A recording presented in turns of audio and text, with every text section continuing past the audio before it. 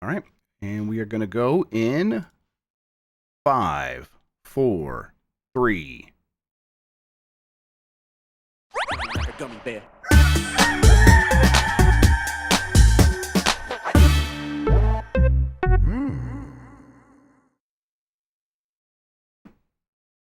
It's the internet. You're busy. Let's do this for January 24th, 2025. For the next hour or so, let me help you sort through the world of gaming on Game Mess Mornings Live with me, Jeff Grubb. Today, Ninja Gaiden is back again and again. And why doesn't Capcom just tell us which Resident Evil it's remaking next? But first, please join me in welcoming today's co-host of Game Mess Mornings. It's Merritt K, everybody. Merritt, how are you doing? I'm pretty good, Jeff. How are you? I'm excellent. Yeah, I'm ready for the weekend, but it was a good week of shows. Ready to do a good show with you. Kind of just trying to be in a good mood. Try not to let things get to me too much. It's difficult, especially it's been like 9 degrees every day here. Oh my God, it's so cold where I am too. It's brutal. It's brutal. Like it hurts, and I like the cold. Yeah. I like the winter. But Sure, but you're taking chip damage inside. It's brutal. Exactly. I want to go for a walk, and it's like, oh, that's just not an option. So it was getting to me, but I'm trying to recognize that, have some mindfulness, and not let it tear me down and put me in a bad mood. So yeah, but that's been a battle. But I'm like, okay, I think I'm getting back. On my feet there. So yeah, having a good time. How have you been?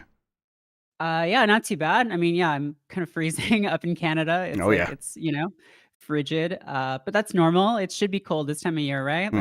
I don't know. We should just kind of accept that. But yeah, it's been a good start to the new year so far. Trying to get back into playing some newer games. I've been into some older stuff lately, but catching up on some stuff and playing Donkey Kong Country Returns for the third time in 10 years, which is they just keep putting that one out, huh? Just charge $60 again. Why not? Yeah. Frame rate's not as good as on the Wii as I remember, but that's okay. Yeah, I keep seeing people play it. The re-release just came out, everybody, and I'm like, I should play it again. I like Donkey Kong Country Returns. I don't know if I love it as much as some people do. I think it's just a really good, solid platformer. I keep hearing the Tropical Freeze. My friend Danielle Riendo from Fanbyte and now Game Industry is just a huge stan of that game, of Tropical Freeze. And one day I'll play it, but it's just whenever I go in the eShop, I'm like, I would love to play a Nintendo platformer at $40, but man, 60 is kind of pushing it, Yep, absolutely. I believe I just killed my camera. Okay, there, it's back. You did. My camera might be broke for you still, though. Either that comes back or it doesn't. I'm sorry. We'll see. I definitely just tried to put my feet up. I kicked a cord, and then I heard the USB disconnect sound in Windows. It's just... I don't care anymore, Merritt. I gotta be honest, I just don't care anymore. It's just, I'm gonna kick stuff, the computer's gonna break. We're all just gonna have to deal with it. Are there any new games that you're kind of eyeing? Because I've definitely been mentioning on this show since the beginning of the year, where I'm having a hard time paying attention to stuff and feeling like I can give myself over completely to a new game. Part of that is there's a couple games I'm trying to clear up from last year, and part of it is just, I don't know, just not in the mood in the moment. Yeah, I don't know. I mean, I picked up this came out last year, but I've been playing the Shadow Generations, Sonic Generations, remake sequel thing. Right, yes. It's kind of a weird hybrid. So I've been working through that, and I don't know, the new Doom looks cool. I was a big fan of Doom Eternal. I really loved that. I know some people weren't crazy about how many little finicky weapons and items they gave you to work with, but once you got into a flow with that game, it seemed really cool. So it'll be interesting to see how they slow that down for Dark Ages. Yeah, actually, yeah. Let's let's get into it, because that's one of the games we could talk about. Let's explain what we do here first. Most weekdays, I, Jeff Grubb, will help piece your gaming life back together. That includes breaking news and maybe even some of our own original reporting. For all these topics, I'll get the input of a bona fide expert who will make me look smart. If you are watching live on Twitch, welcome. You can always listen to the show later on podcast feeds by searching for Game Mess Mornings, or find the RSS on giantbomb.com. You can also catch the show later with chapters and timestamps on YouTube. Hello, YouTube. All right, we have a lot to get into, so let's start the morning mess with everything announced at Microsoft's January Xbox Developer Direct. This is from Nicole Carpenter at Polygon. Microsoft had a show yesterday. They showed off the 4 games as promised. There was a bonus game. The big surprising game that they were teasing was indeed Ninja Gaiden 4 from Team Ninja and Platinum Games, partnering up to work with them. Apparently been in the works for quite some time, because this game is coming out this fall, and it looked really, really good. Yeah, I mean, Platinum has been kind of like MIA for a while. Mm-hmm. Right? And this, of all of the things that they could be like, oh, they're back with, is like Ninja Gaiden. Like, wow, Mm-hmm. that's crazy. Like, okay, I'm actually pretty hyped for that. Yeah, I was I kind of heard this, but I'm like, I'm not sure what to expect. Sure, like they should definitely do that. Are they going to try to kind of change things up? It's like, no, it looks like they're going to just make a sick ass action game. It's what Ninja Gaiden should obviously be. But yeah, just totally shocked that Team Ninja, Platinum Games working together on this. I think it's going to be really promising, though. They also kind of, at the time when they announced this, had a little tease at the end. Like, oh, and here's something extra. Ninja Gaiden 2 Black also announced and shadow dropped. So people are playing that right now. That one was seemingly just Team Ninja remaking that in Unreal Engine 5. Apparently, it's on Game Pass. A lot of people played it right away. Running very well on Xbox. Heard some issues with the PC version. That's the one I'm going to try here pretty soon. Yeah, same here. But I've not done that yet. Watched some people play it. That also God, man, that game also was always very cool. Yeah, I mean, God, those Ninja Gaiden games from were those like mid 2000s at that point? Yeah. Is that like original Xbox? Or the first one was original Xbox. Yeah. The second one might have been as well. Yeah. Yeah. And then even 3 was, God, like what, 2012? Yeah, I mean, it was a while ago, yeah. And that's the one most people kind of don't have a lot of love for, so yeah. Right, yeah. But yeah, Team Ninja has been busy. They've been making a lot of games over the last couple of years. Wolong, Rise of the Ronin. They work for hire stuff. They've been doing a lot of. They worked with Nintendo for a little bit on a game that I think got canceled recently. So yeah, they had a lot going on. And yeah, so it makes sense. Like, okay, Team Ninja, we're going to make a new Ninja Gaiden. Let's find a partner. But yeah, Platinum Games coming in and helping out. Very, very cool. Also, from the developer direct, they went to South of Midnight, game we've seen a bunch of times before. This is the most we've seen it. Also turns out to be, looks like a character action game. It's got a strong style. It does the kind of animation on the twos. I'm no animation expert. I heard that term because I watched Spider-Man Into the Spider-Verse. Right, yeah. So yeah, I'm saying that. I don't really know what I mean, but that's what it looks like. And it very, very cool term in terms of where it's pulling its inspiration from, the American South.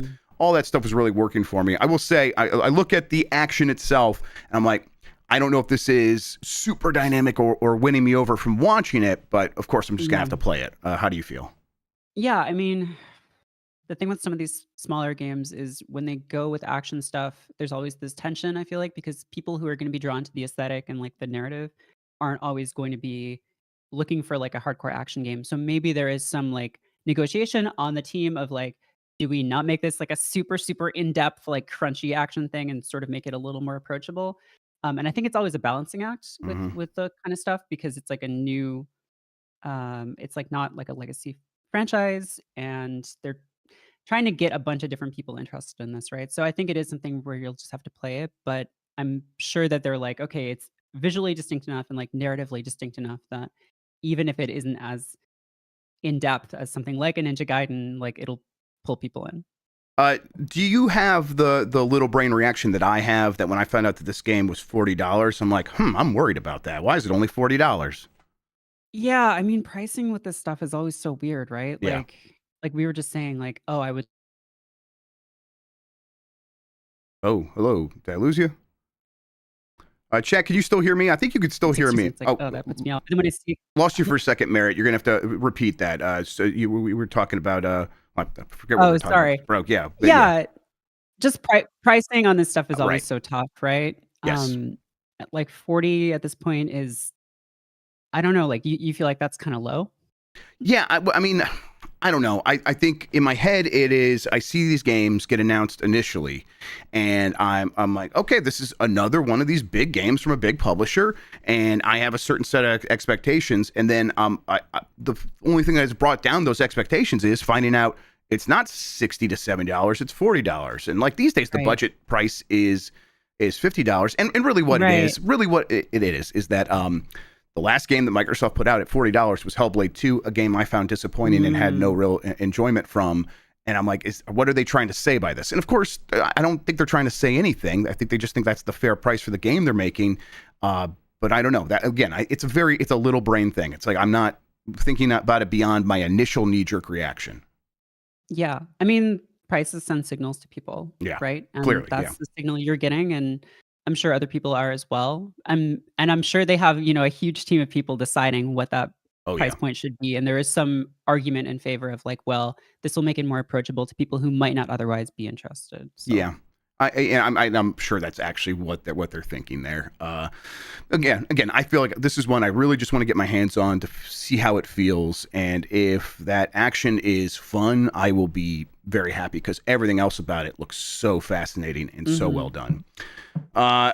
Then a pretty lengthy look at Claire Obscure Expedition 33, the French JRPG. I'm just going to call it a JRPG, and everyone's going to have to deal with it. It's a genre at this point, It's yeah. a genre at this point. It's a style. Mhm. Yeah, and it's. I thought that was very impressive. Part of it is I think that the JRPG elements, where big numbers coming off of enemies as you attack them, and characters on your team standing in a Mhm. line. Taking turns attacking just looked really solid. It looked very stylish. And then there is, it's French quirkiness. There's a big Mm. inflatable clown character that flies around the world. There Mhm. is a monster that's a goofball that is like, doing pratfalls. I'm like, ooh, this seems like it's got the juice. So I was pretty fascinated by it. How about you? Yeah, I mean, I definitely see some DNA from stuff like Persona in the UI, Yeah, especially, like the pop out, like, battle commands and things that's like right. that. Um, in terms of like the look of it, I'm not as like drawn to this kind of like, I don't know, it's sort of like a vaguely Dragon Age kind of, maybe the Frenchness of it will carry it through and give it a distinctness. Hmm.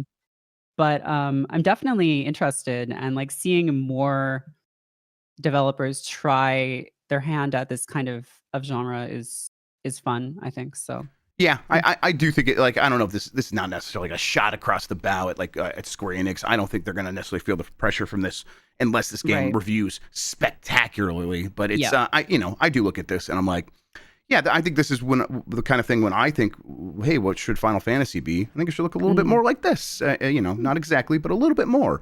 right. So that alone is impressive. Again, we'll see. Game will come out. I think this one is also, this is $50. They're promising at least 30 hours of gameplay. Whatever that means to anybody is everyone can decide for themselves. But when I Mhm. hear that, I'm like, okay, that sounds pretty fascinating. Kind of want to see more. But I thought this was a good showing. And then Doom: The Dark Ages. I think from the beginning think this is such a good concept for Doom.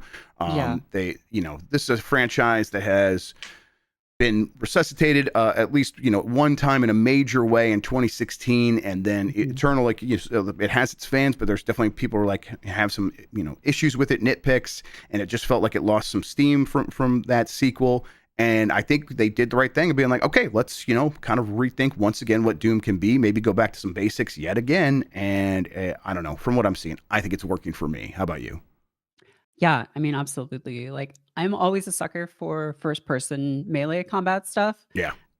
Going back to like even I played through it again like last year, the year before, the old Might and Magic game, the Heroes of Might and Magic one that was like pre Arcane, I think, or maybe it was one of the first Arcane games, I forget. But just I don't know, stuff like that's like just really fun for me, and just it makes so much sense for Doom because you already had a lot of close combat stuff with the chainsaw and then with like the glory kills. And yeah, it'll be like I was saying before, it's like Doom Eternal was so fast. It'll be interesting to see how it works in this more slowed down, like standing still kind of I think they're like saying like, oh, Doom Eternal was like run and shoot or jump and shoot, and this is more like stand still and shoot. So I don't know. I'm really excited for this. Eternal was a blast and 2016 was great as well. So Yeah, I Yeah. mean, it's surprising to me that Doom can be this many different things, but it's like, but I've Yeah. seen it clearly. It can be, and I don't. I hesitate to say it, but the sense I get from like the boss fights that they showed off is a little bit of FromSoft inspiration, where Mm. the Mhm. stand and fight and parry system. It's like, yeah, stand in front of there, be ready to actually go one on one with this boss. And I think that's such a good idea, especially when you get the cool, Yeah. shield saw. I think they called it. The That it, buzzsaw shield, yeah. and then the flail looked fantastic. What a good idea for a Doom weapon.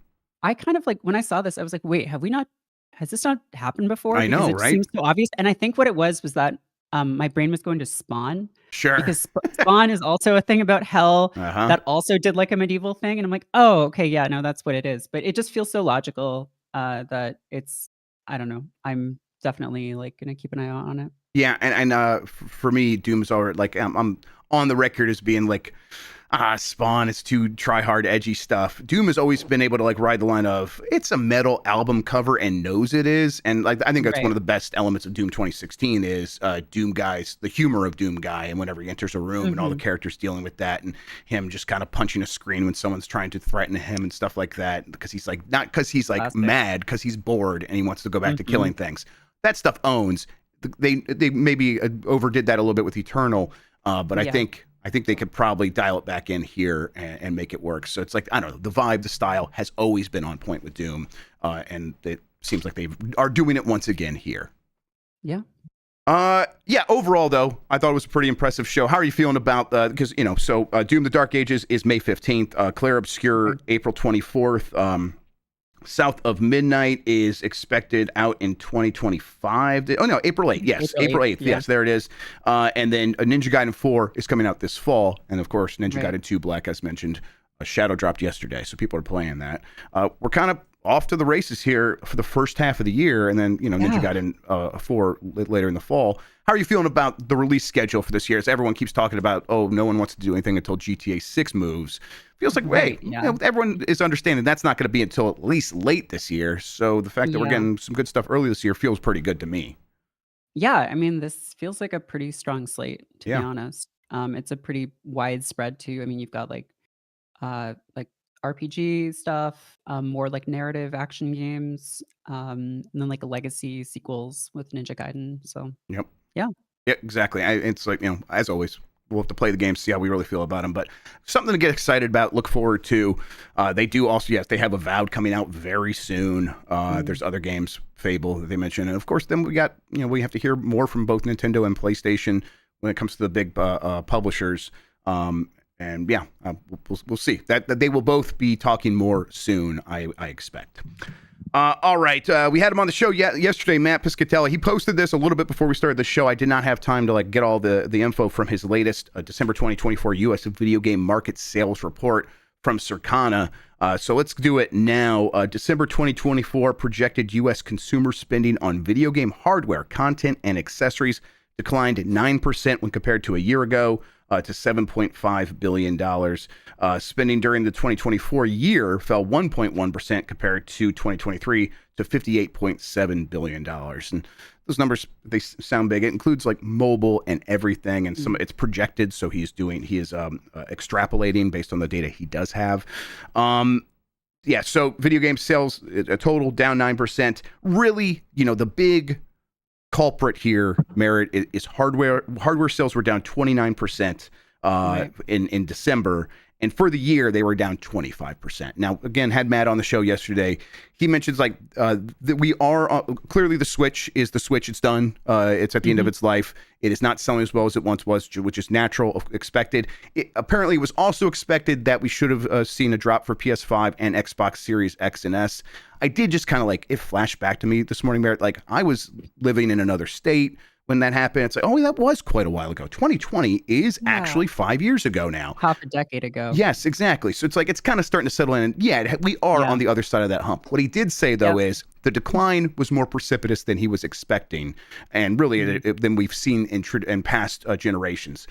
Right. I chalk that up to so many people rushed into this generation during the pandemic that there's just not a lot of audience left to rush out and spend $500 to $600 on these devices, even as a PS5 Pro comes out. Was that $700? Right. I can't remember how much that is.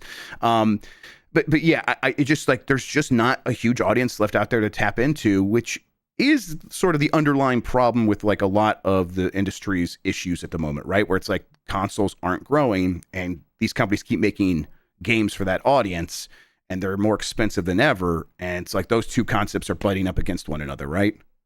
Right. Yeah, I mean, one thing that I haven't seen a lot of people talking about, and I don't know if it's true, but just a buddy of mine over at Bungie was talking about this on Blue Sky the other day.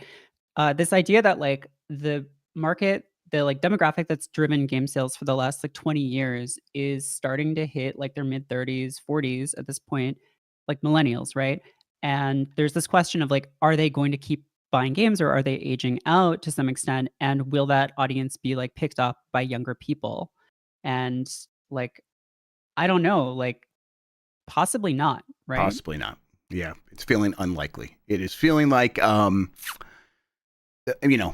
if it is that their spending will be more diversified, the spending of their time will be spent more on one free game that they've been playing already that has become an ingrained hobby. And then when they're not doing that, they are spending a ton of time on apps that take up a lot of their space, TikToks and stuff like that. That's what they're competing with.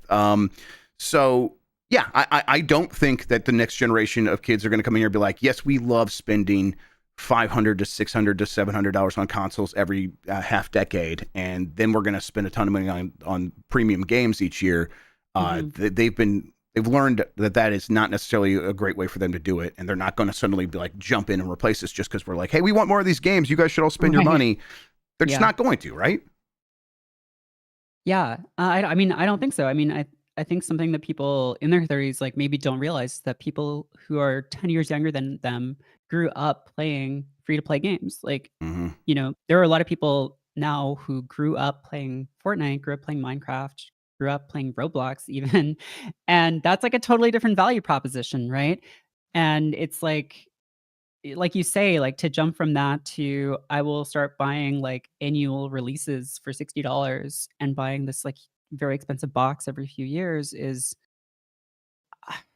it's like they're going to have a hard time selling people on that is I think the point I'm trying to make. And I think they know that, and all this everything that they're trying over the last several years has been like trying to prepare for that or bridge the gap to something else, and no one really knows what that looks like. Someone in chat pointed out I lost. It's also the millennial cohort is actually there are more people in the millennial cohort than in Gen Z. Actually, it's the largest cohort. So then maybe there's something to that as well. Just size effect too. Yeah, just in general. But I think the bigger problem, just the way people have learned a different way of engaging with video games, and the traditional industry that had made a lot of money for a long time by making big budget games just has not come to terms with that. And really, I think a part of it was we fooled them. We say, hey, we will keep spending more money every time you put one of these out. And now we're old and bitter, and all of this is driven by screaming YouTubers that like want you to get mad at the game when it gets announced. And so Assassin's Creed Shadows kind of seems like it won't matter if that game is good or bad. People are just like, that's a Ubisoft slop, and that's all I'm going to feel about it. All right. Matt had some more information here. The best selling games of December. It really does just speak to the problem. One new game on there, and it's Indiana Jones and the Great Circle, which just came out on Xbox and Steam and reached 14th on the chart. 14. Yeah, it's not. I don't know, not great. Matt said he thought for only be on an Xbox and Steam, that is pretty good. When he was asked about it, and I tend to believe him when he says something like that. But also, it's like, boy, I thought that would do a little bit better than this. Of course, it's on Game Pass. It is on Game Pass. I'm sure it sold a lot of Game Pass. But I don't know. Do you think knee-jerk reaction that's pretty okay for Indiana? I mean, yeah, it seems pretty good. Also, just I don't know, how much recognition does Indiana Jones have among people who are like younger than 35 at this point? I think it's an old white guy thing. That's kind of how I'm feeling right now. Like, I like Indiana Jones, but like I just the last movie was what, a year or two ago, and Harrison Ford is how old at this point? Yeah, and that movie was underperformed, I think is the kind way of putting it. Yeah, I mean, it maybe did better than Crystal Skull. I don't Yeah, remember, but I don't Crystal know. Skull Yeah, was like, oof. So, I mean, this feels like, again, one of these titles that is like, it's so targeted at a specific type of person who has been playing this type of game for so long and knows who Indiana Jones is. And like, by all accounts, like I've heard it's great. I haven't had a chance to play I it yet. enjoyed it a lot. Yeah, like I've heard it's really well crafted and it's just a great, use of the character. But again, like it doesn't super surprise me that it only hit 14. Just again because like who I mean, younger people might have seen him in Fortnite, but like beyond that, I don't know. Yeah, Nikki's reminding me. Harrison Ford's in a TV show from the Yellowstone guy, and it's like I have YouTube Shorts, Nikki. I know this, of course, I've seen that on YouTube Right, Shorts. yeah. Yeah. All right. We also have the list of the best-selling games of the year because the year's over. We're getting that report. Let's see here. 2024 year top 20 best-selling premium games. By the end, Call of Duty Black Ops 6 actually did outperform EA Sports College Football 25. Once again, a Call of Duty game at the top of the charts. It did seem there for a minute that EA Sports College Football would be able to outdo that, but it didn't. Then Helldivers 2 at number 3, followed by Dragon Ball Sparking Zero. Wow. Really, I mean, there was a pent-up demand for that. Just honestly, that is anime nerds college football right there. It's the exact same thing for a different audience. But yeah, not too surprising that did very well. Yeah. NBA 2K25 at number 5. I don't think that includes digital on. Let's see, it does not include digital on Nintendo platforms. Madden NFL 25 at number 6. Then Call of Duty Modern Warfare 3 from 2023. EA Sports FC 25 at 8, then Elden Ring at number 9, and EA Sports MVP Bundle at number 10. That's the one that has both Madden and EA Sports College Football in it. So yeah, let's see here. Okay, that's right. There's some more on here. If you look at this chart, there's 20 games in total. The rest is like stuff like Hogwarts Legacy, WWE 2K24, Grand Theft Auto 5, Minecraft. Almost half of this list, about 7, I think it's 7 games, are games that did not come out in 2024. And then the newer games that did come out, most of them are very recognizable. And then there are, EA Sports College Football. It's like, okay, well, we haven't had that in a while, but another sports game appealing to that same audience. And then Dragon Ball Sparking Zero may be the most surprising one on here, other than Helldivers 2. Right.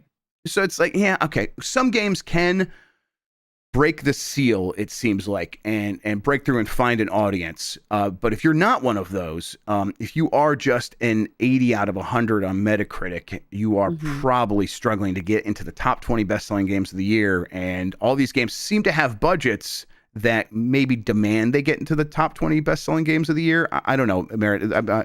Doom and gloom left and right here, but that's kind of continuing to be how I feel. Yeah, I mean, it feels like, this is been a problem that's been brewing for years at this point, right? But this idea of like, if a game isn't a blockbuster success, it's a failure because budgets are so high. And so now you have companies like Capcom like looking into ways of dealing with those budgets by doing things like, I don't know, looking into AI, which is that an incredibly short-sighted decision? Maybe. But I think you're starting to see developers and publishers be aware of this. And it is a huge problem, right? Because like there should be room for these mid-level successes or games that do well, but aren't doing superlatively well, right? But just because budgets have swollen so much, it's like the blockbuster movie problem, right? Of if a movie doesn't make an insane amount of money, then it's a failure. And that to me is like a pretty bad place to be in for a creative industry. Yep. And it's, movies had that burst of growth when they were able to get China on board there for a little while, but that's become a little bit more difficult in recent years. And so now they've kind of pulled back and are not exactly sure where the rest of the money is going to come from going forward. And then video games have like 10 problems that are similar to that, where it's like, oh, we've tapped out battle passes, we tapped out microtransactions, we tapped out free-to-play market. Everyone has a game already. It'll break. Eventually, something new will come along and disrupt the industry. That's kind of the one constant. But in this moment, we are in some doldrums, it feels like. Yeah, absolutely. All right, let's take a quick break. When we come back, we'll get through a few more financial stories, and then we'll talk about some previews for Assassin's Creed and what is going on with that next Resident Evil remake right after this.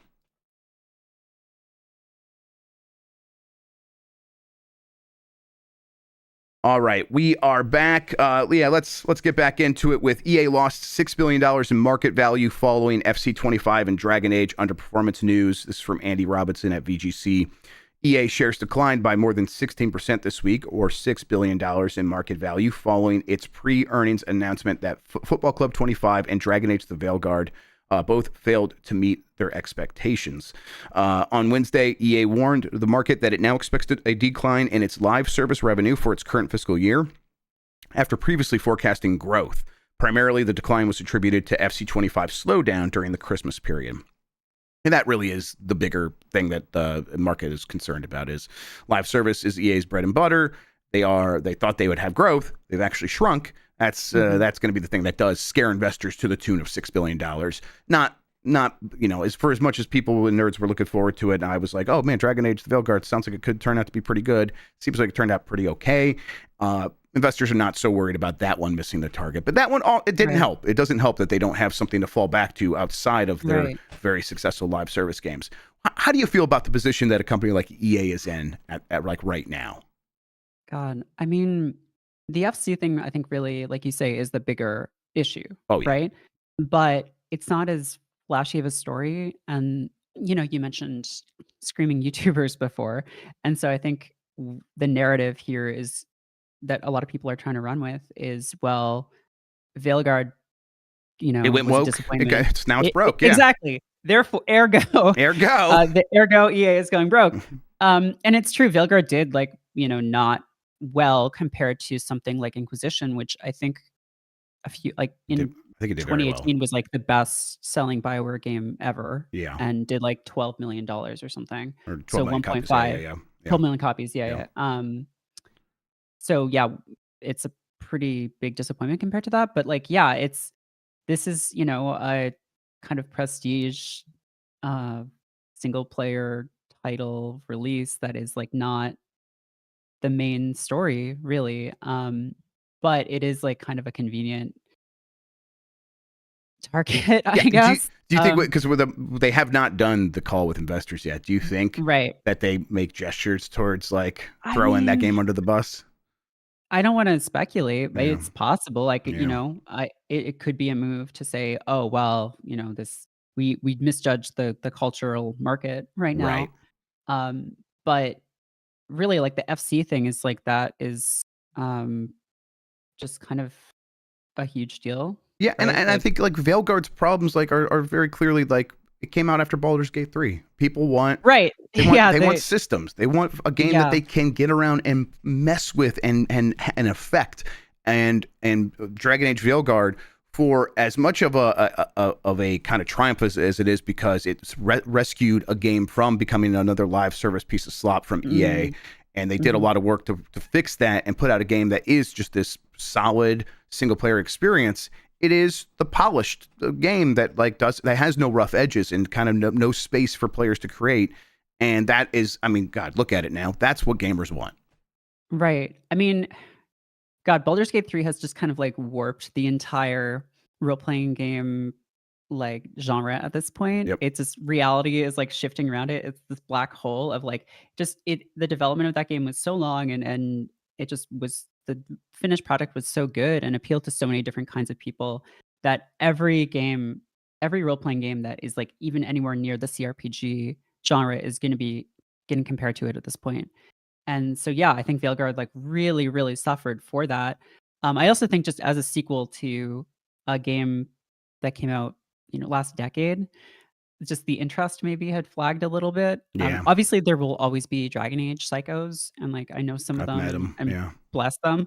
But for me, when I played Inquisition, I was like, oh, I can't wait to punch Solus, and then it finally happened, like years and years later, and I was like, I kind of don't, I've made peace with that. I don't, I've moved on. Solus anymore. We've squashed the beef. So, yeah, it's the Baldur's Gate 3 effect, and also I think just like the fact that the development was so long on it and so troubled, right? Yep, and then of course that means it was more expensive, so expectations necessarily had to be higher. Right. Yeah, you said it though as well. FC is the real thing here, but also FC's financial performance feels like the weather, right? How do you like that? How do you control that? There is like that there's so many people out there that are soccer fans that are engaged in FC's, Ultimate Team, and how much can EA really even control that? Yeah, you can put out the best product possible, sure. But if interest wanes because of some reason, like something else pops up that soccer fans are paying attention to for a little bit, what can you even? I don't know. I don't know what they like. They're promising, hey, we're going to have another new update that's going to be even better, and that's going to fix all this going forward. But they have to say that. So I wonder if internally they're like, look, we don't know either. Hard to say. Yeah. Yep. All right. One last financial story. We'll make this one quick. Donkey Kong Country Returns HD debuted at #1 in Japan. This is from my Nintendo news. I mostly just wanted to bring this up, Merritt, because Nintendo feels like the one company that makes hardware and publishes games that still feels like if a game does really well in Japan, we're happy. Sony kind of like got too big for that to satisfy them. Like quite a while ago, which is why they don't focus on Japan anymore. And really, they have not had success in Japan like Nintendo has had over the last 20 years. So I don't blame them. But Nintendo was like, hey, Splatoon is a cultural phenomenon in Japan. We are all in on Splatoon going forward for the rest of our existence. And I think like when they see something like Donkey Kong Country Returns HD popping off at #1 on the charts, like a lot of people buying it. I think it's more than 100,000 copies sold in the first week, which is very good for especially a remaster of a game that's $60 that originally came out on the Wii. Do you think that kind of opens up some opportunity for Nintendo to be a little bit more interesting? Because I'll tell you how I feel. Like, I don't necessarily like it when a company's like, we're going to try to make a globally appealing game or a game that appeals to the American market, because I think most companies have a low estimation of what we can handle. And when I hear that, I'm like, oh, you're just going to, again, give us something very polished and simple. And I want something weird and interesting. Not that Donkey Kong Country Returns is that weird and interesting, but do you get what I'm putting down? Absolutely. Yeah. It is this problem that I think also we've seen in other cultural industries too, like with movies, right? Yeah. And in movies, there's this phenomenon where we get fewer of these like mid-level, like comedy movies that people loved in the 90s and even into the 2000s, right? And one reason for that is because big action movies are easier to translate to different markets because they aren't as reliant on subtle kinds of comedy that are rooted in language or place or culture. So you can have these big action movies with like superheroes and set pieces and stuff that work well, even, in different locales. And I think it's true with games as well. Like there's always going to be some stuff that appeals across the board, right? Which is great, but chasing that isn't necessarily the best way to make a game that is, that appeals to this kind of international audience. So I think it is cool to have Nintendo, as much as I don't have that much interest in playing Donkey Kong Country Returns for the third time, to have a company that is satisfied with a Japanese market performance, I think is a good thing for the industry. Agreed. That's exactly how I feel. Yes. So glad to see this. The rest of the charts is a lot of familiar stuff. Super Mario Party Jamboree still doing very well. Tales of Grace's F remastered. People are liking that one. And then the Switch OLED and the Switch Lite are the best two selling pieces of hardware in Japan still. So that's, again, that's been pretty normal for the last 20 years. Nintendo mostly dominates this chart. Right. All right. An insider, but kind of the insider for Capcom, has mentioned that Resident Evil 0 is the next remake from Capcom. There's getting a lot of whiplash on this one. We've heard different possibilities again and again. This is from Jonas Mackey at Game Reactor. Since the release of Resident Evil 3 Remake 5 years ago, speculation has been rife about which game in the series Capcom will remake next. Well, they did 4 after that. The one most people seem to be clamoring for is Resident Evil Code Veronica, the Dreamcast classic that is often considered one of its best installments in the series, but that too few people have actually played. But after Part 3 came Resident Evil 4. Oh, there it is. And rumor has it that Capcom is keen to take on Resident Evil 5 next, a game that also offers co-op, which could be very interesting with today's technology. So which one will it be? If we are to believe the often reliable insider Dusk Golem, who has a particularly solid track record for Capcom leaks, the answer is none of them. Instead, he writes that 0 is the next remake. Resident Evil 0 was the GameCube game that kind of came out after the first Resident Evil 1 remake for the GameCube. It took place on a train. It had it starred Rebecca. I just kind of remember like, oh yeah, Rebecca. That's the caked up one. Yeah, that's Rebecca good. And Billy. Yeah, exactly. People don't love that game. So maybe that is a good one to actually give the remake treatment, because what they've done a lot of times with these games is a ton of editing, a ton of improvements, and maybe they can make Resident Evil 0 kind of a game that people are more fond of in the end. I honestly, this might be the one I'm most interested in having remade. How about you? Yeah, I mean, you know, I am one of those people who would like to see Code Veronica Oh, of come out course. Yes. finally. They have to do that RE's eventually. That they they have have to eventually, right? yes. But RE0 has been, it was remastered, I think, or it was on the Wii. It was ported to the Wii. Then I think it was remastered in like the mid 2010s. And that, those re-releases didn't do super well because they didn't Mhm. really change that much. I mean, the game did well when it came out on the GameCube, but like there is maybe space to improve it or edit it, like you say. So I don't know. I mean, it's cool. Like we're getting into some of like the weirder ones now. I feel like that fewer people played, which I think 0 or Code Veronica would be great. 5 would be kind of surprising to me. Yeah. And I mean, I don't know. 0 also has the partner dynamic, so that works as well as 5 in that respect. But Mhm.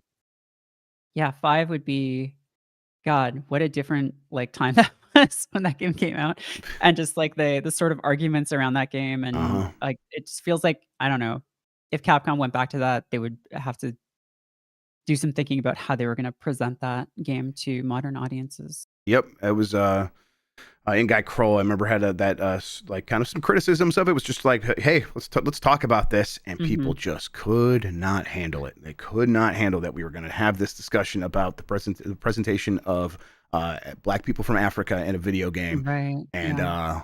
yeah, I don't think we've matured enough to have that conversation yet. Still, so Yeah. in fact, in many ways, it would be much worse this time around. Right. So yeah, Yeah, we didn't have the same social media apparatus that we do now back then, so yes, and the one that could be wielded against anyone that does try to do an in-guy right. crawl. Um, yeah, so yeah, I agree. Like that would be one that I would be very interested to see how they try to thread that needle. In the Mhm. meantime, though, Code Veronica and Resident Evil 0, yeah, let's get those ones done. And really, Resident Evil 5 was an HD game to begin with. That not that Yeah, would stop them. But sure. they've not remade an HD one yet. So, and it's like those games. And for example, Resident Evil 6. They're re-releasing that yet again with apparently with an updated version for Xbox Series X and S and PlayStation 5, and that game's already playable on those systems with PS4 and Xbox One versions. So maybe Right. that's what they'll just do with 5 and 6, which I personally think is the right move. But Capcom has a remake like machine, Mhm. and once it runs out of stuff, it's gonna turn its eyes to that eventually. So we'll see how that works. But Yeah, boy, Capcom just continues to be on a roll, and I would really like to see either Code Veronica or 0. absolutely. All right, hang on, lost my place. Look, I've lost this page. Let me scroll down here. Okay, there we are. Assassin's Creed Shadows might be able to do the impossible and satisfy all fans. This is from Zach Wise and Kotaku, but really a bunch of previews came out. A lot of people had a chance to play this. They either went to an event or they did the Parsec preview over the, streaming it over the cloud. And kind of universally, people seem pretty positive on it. They seem pretty happy with it. The footage I saw, Merritt, that kind of got me was the world does look really nice. Looks really Mhm. vibrant and alive.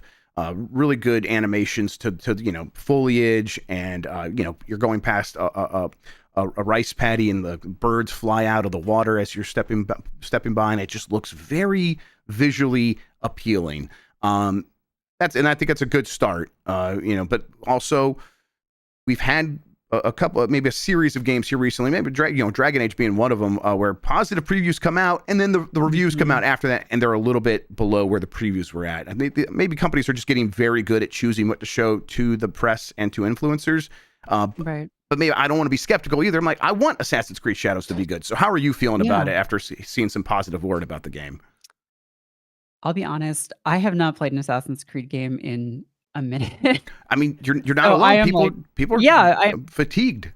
right, yeah, it's just become like an annualized franchise at this point, and it's like kinda tough to keep up with. So it's interesting that they're doing this like, dual character kind of system where there's like a character who is more stealthy and one who is a little more like combat heavy.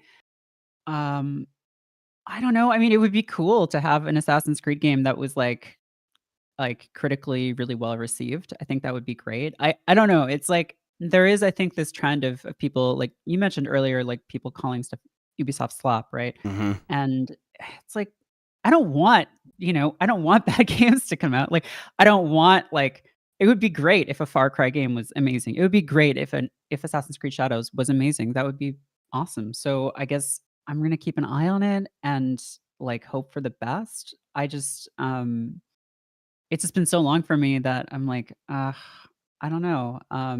But I think you have to hold out hope or at least like not wish for things like this to fail, right? Yeah. Yes. There's no, because I do see the people that wish for games like this to fail. They all seem miserable. So yeah, Yeah, I'm going to try to avoid that where possible. absolutely. And really, like, again, someone in chat mentioned like, if this game was just called Shadows, if Assassin's Creed wasn't attached to it, it'd be a lot easier to get excited about it. I'm like, yeah, that's a really good point. That is definitely where I'm at, where the Assassin's Creed part is actually a drag on this. The name, yeah, it does have this exhausting effect at this point. Right? Yeah. But yeah, I mean, basically the previews say what we have seen from the trailers, that Yasuke is a traditional Assassin's Creed character that focuses on combat, and that's very fun. And then Naoe, I think is how I'm going to say it, is more similar to like some of the assassins from maybe Brotherhood and stuff like that, much more sneaky, and that's also very fun. But the combination of the two and be able to swap back and forth depending on like what a mission calls for is very satisfying. So, well, cool, good setup. Let's see if they can execute throughout a whole game. This one's coming out in March now. Monster Hunter Wilds will already be out. There'll be several games. Civ 7 will be out. Plenty of stuff to take up my time. We'll see. I want to play this game, and then I want to like it enough to keep playing it after that, but we will see. All right, last couple of stories here. Bloodborne is now very playable on PC via PS4 emulation. Chris Grant came out of his editor hole at Polygon to write a story about this. He said, Digital Foundry's Thomas Morgan has donned his hunter's hat and taken up his trusty trick weapon, walking viewers through a buttery smooth 60 frames per second trip to Old Yarnum, all thanks to not Sony, but instead thanks to emulators. Basically, this has been popping up more and more recently that people are finding, hey, the work has been done. And if you have a beefy enough rig, you can actually begin emulating Bloodborne on a PS4 emulator that will run the game at 60 frames per second in a way that you could not do on PS4 natively.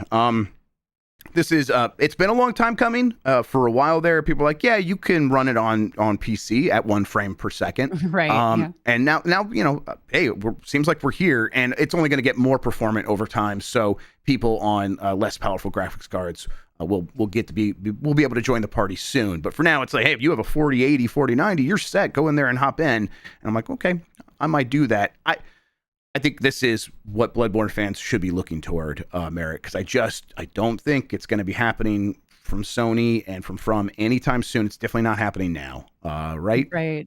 I mean, yeah, Yoshida was saying that his theory was like that that Miyazaki just, holds Bloodborne so dear. Yeah.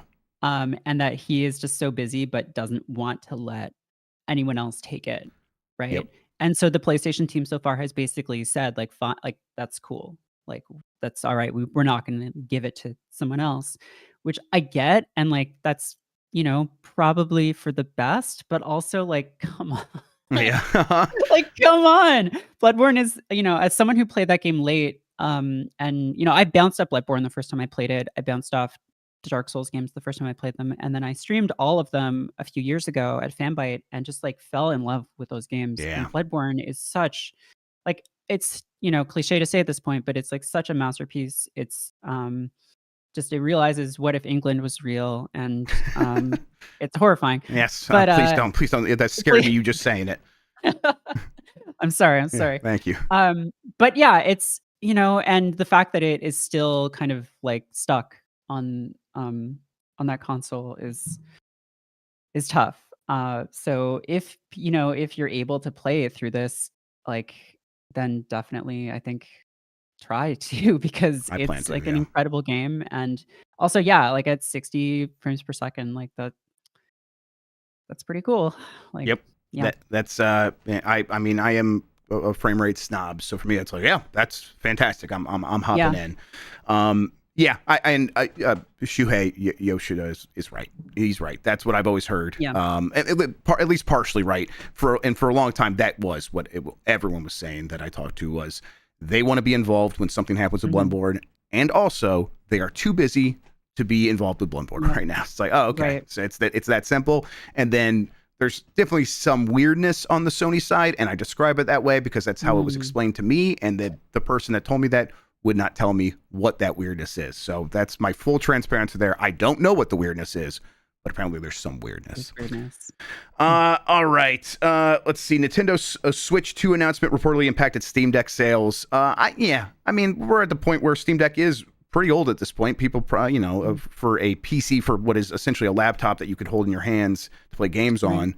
And so that's naturally going to happen. And something new and kind of in the same space that really has dominated that space, getting a sequel was always going to do that. But, I think Valve probably isn't too worried about this. We'll have a Steam Deck 2, and that space will continue to grow alongside whatever happens with the Switch 2, right?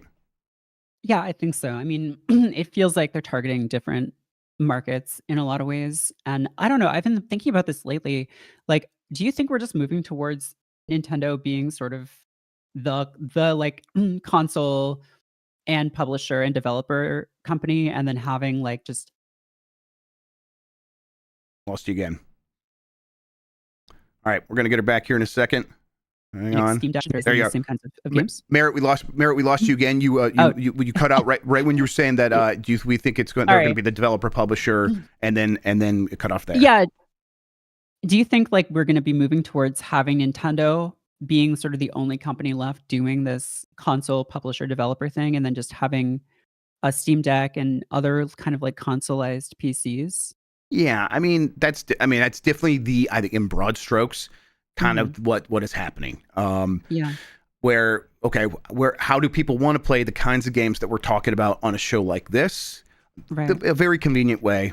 The Switch kind of set out what that looks like, and now the Steam Deck is proving there's a lot of people who want to play their PC games that way as well. And really, if you can get your PlayStation and Xbox games on there, we'll take them, please, and we're going to play them here. God, that's what's happened to me. Switch and my Steam Deck. I'll stream my PS5 games to my Steam Deck, and that's the way I play them.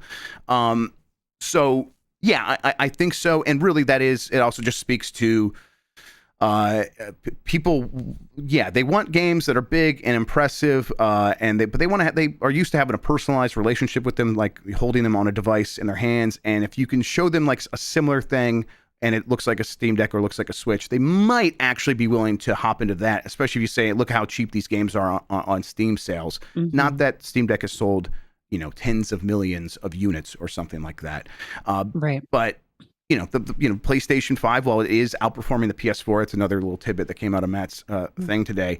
It is not doing so at a pace that offsets the rising cost of developing those games. So Sony necessarily has to look elsewhere outside of its console to make money back on the games it's making, and that just naturally leads to what you've described, I think. So yeah, I think you're right. And then meanwhile, Nintendo not feeling those pressures because they put out the two best-selling Zeldas on their last platform by an order of magnitude greater than it's ever done before. And Animal Crossing is now a 50 million selling franchise on one system. And Mario Kart, Mario Kart did very well many times before, but even better now.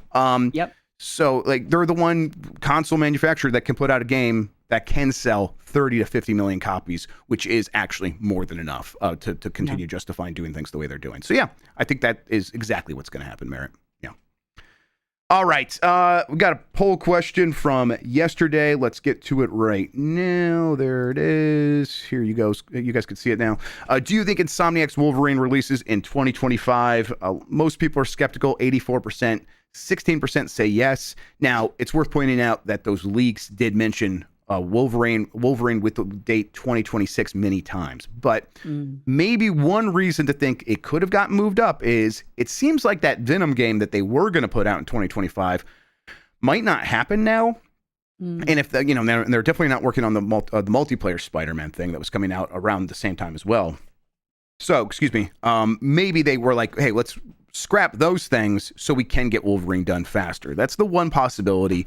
And one of the new co-presidents of Insomniac this week, after taking over from Ted Price, it was coy about this question. It would not confirm or deny the game coming out in 2025. So it's like, I mean, maybe they have some big event planned where they know exactly how they're going to message that, and he didn't want to ruin that. He could still easily say 2026 at that point.